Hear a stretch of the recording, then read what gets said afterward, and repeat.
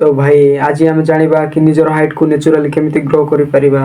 तो भाई आज को 7 मास पूर्व मोर हाइट थिला 4 फुट 3 इंच। तो आज अच्छी मोर height 5 foot 2 inch.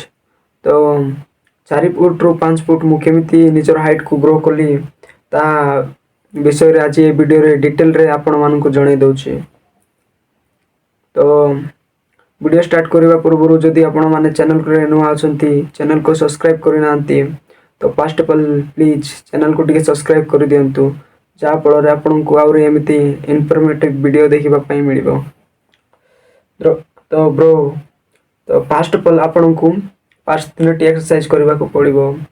Cobra stretch, hanging rod, tadasana. First of all cobra stretch. Starting with back stretch.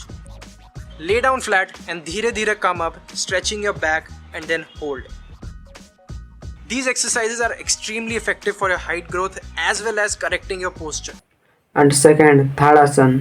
Watch this video.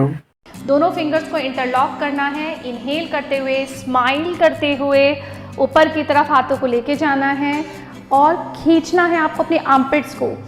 आपको अपने एनस वाले भाग को हल्का सा इसको स्क्वीज करते हुए प्यूब। And last and simple, lead hand. Grip tight रखो and body एकदम ढीली छोड़ो. You'll feel the stretch in your sides and your spine.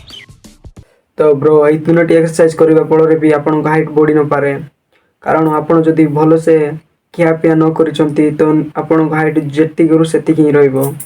तो फर्स्ट ऑफ ऑल आपन को डेली प्रोटीन खाइबा को पड़िबो जेमति कि अंडा, पनीर जेति कि भी प्रोटीन जिनिस होची आउ खीरो टिके राति सोइबा पूर्व आउ सकाळे टिके पीबे गरम करी आउ निजर टेस्टोस्टेरोन को टिके पीक रे रखंतु जा फल रे आपन को ग्रोथ प्लेट जल्दी काम करिवो आ आपन को हाइट जल्दी रु जल्दी बढ़िबो आउ तापर देखिबे चमत्कार।